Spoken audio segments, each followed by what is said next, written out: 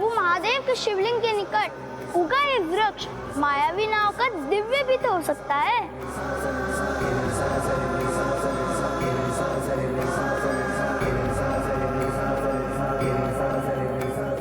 ये तो सत्य है, इस वृक्ष की एक दिव्य आभा है। ये भी तो संभव है कि ये वृक्ष यहाँ किसी महान शुभ कार्य के लिए प्रकट हुआ हो। आपको तो इसे प्रणाम करना चाहिए। शुभ कार्य? सत्य ही तो है। सर्वप्रथम देवर्षि नारद यहाँ आए, अब ये दिव्य वृक्ष, इन दोनों का अवश्य कोई संबंध है।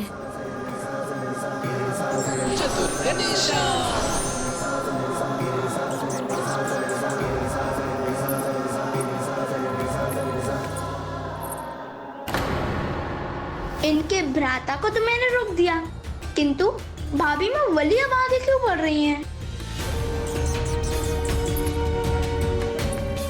प्रभु, कहीं हमारा ये उपाय भी असफल तो नहीं होने वाला?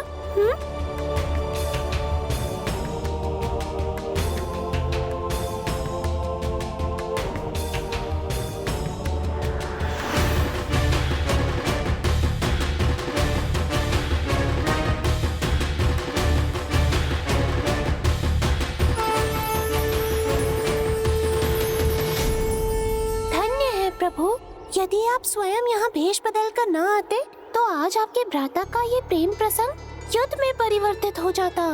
कार्य संपन्न हुआ प्रभु, चलिए।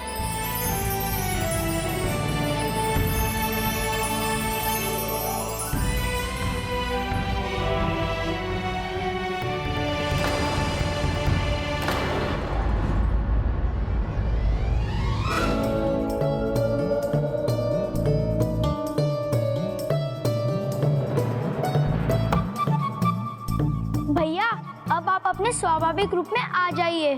सब जा चुके हैं।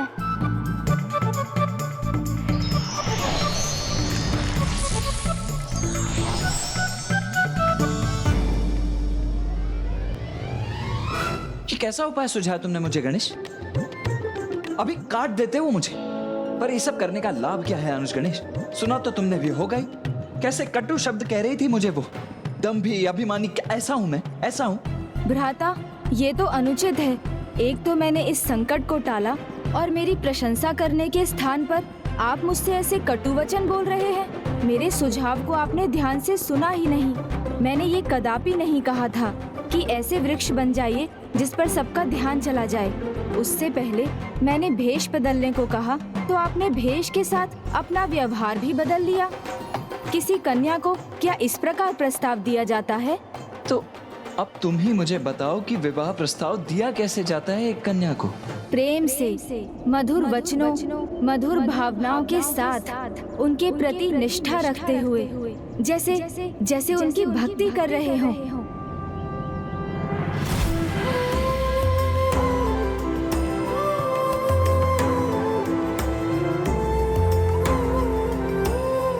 अब समझा। जब आप मेरी भक्ति में लीन थी तो निशब्द रहकर भी आप मेरे प्रति अपना स्नेह व्यक्त कर रही थी। क्या भ्राता, एक तो मेरे सुझाव आप समझ नहीं रहे हैं और जब समझा रहा हूँ तो आपका ध्यान कहीं और ही भटका हुआ है। मेरी बात सुन ही नहीं रहे हैं। तो अब तुम ही बताओ अनुज गणेश कि मैं क्या करूँ? जो तुम कहोगे वही मैं करूँगा। ऐसी परिस्थिति में सादगी, सरलता और पवित्रता से किसी को भी प्रभावित किया जा सकता है। और साथ ही कुछ अद्भुत कीजिए।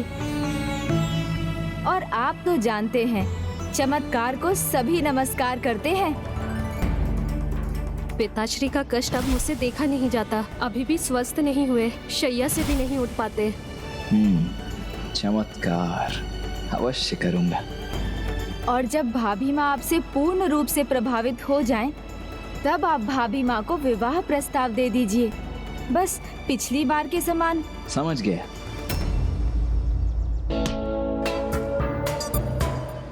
मैं सब कुछ समझ गया अनुज गणेश। इस बार मैं सब कुछ उचित ही करूंगा। और हाँ, मैंने पहले भी कहा था अनुज गणेश कि भाभी माँ उन्हें तभी बुलाना जब वो विवाह के लिए हाँ कह देंगी। किंतु भ्राता, आप पूरी बात सुन तो लीजिए। फिर से आधा ही कहा सुनकर चले गए प्रभु, पूरी बात सुनी ही नहीं। चलिए मूषक जी, हमें उन पर दृष्टि बनाए रखनी होगी।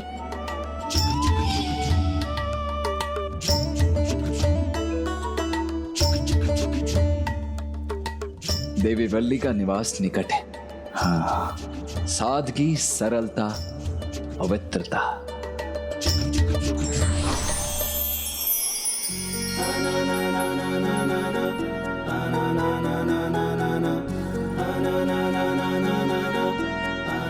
हर हर महादेव। देखो पुत्री, द्वार पर शायद कोई सिद्ध ऋषि आए हैं, जाओ। जी।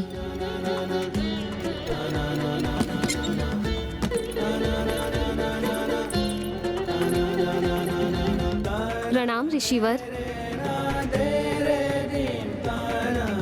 तो अब नंबी राजन जी स्वयं को इतना महान मानने लग गए हैं। अपने पद का इतना अहंकार हो गया है उन्हें कि इस शिव भक्त के स्वागत के लिए स्वयं द्वार पर भी नहीं आ सके। भ्राता को तो प्रेम पूर्वक बात करने बोला था, परंतु वो तो क्रोध की वर्षा कर रहे हैं। ना तो मेरा सुझाव मान रहे हैं और ना ही देवी वल्ली से उचित प्रकार से व्यवहार कर रहे हैं। क्षमा कीजिए ऋषिवर, अस्वस्थ होने के कारण मेरे पिताश्री स्वयं आकर आपका स्वागत न कर सके। तो चेष्टा तो कर सकते थे।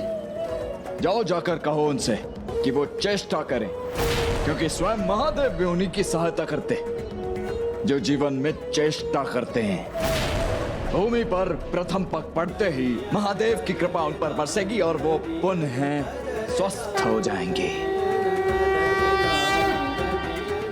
इन ऋषि के वचनों ने मेरे मन में नवीन उत्साह भर दिया है।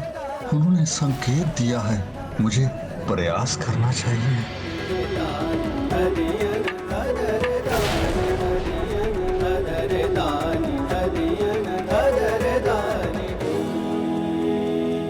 क्षमा कीजिए ऋषिवर, मैं अभी आई।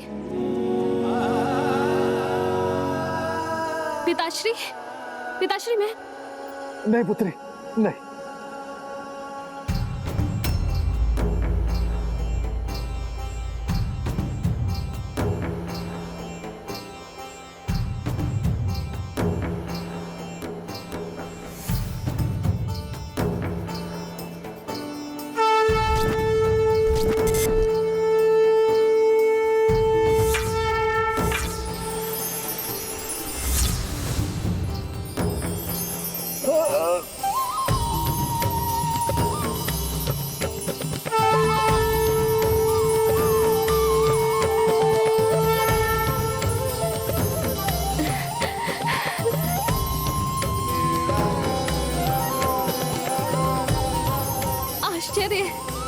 अद्भुत। मैं स्वस्थ हो गया। ऋषिवर के वचन सत्य हो गए। हाँ पिताश्री, चमत्कार है ये। मैं अत्यंत प्रसन्न हूँ।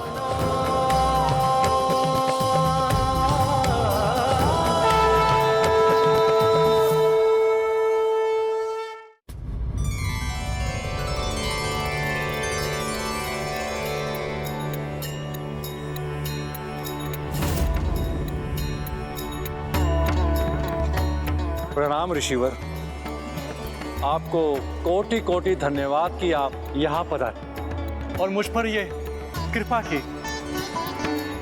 हे ऋषिवर, आपके चरण यहाँ पड़ते ही हमारा तो भाग्य सुधर गया। पिताश्री पल भर में स्वस्थ हो गए। इसलिए हे महान ऋषिवर, हमें अपना परिचय देने की कृपा कीजिए। कौन है आप? मैं शिवपुत्र का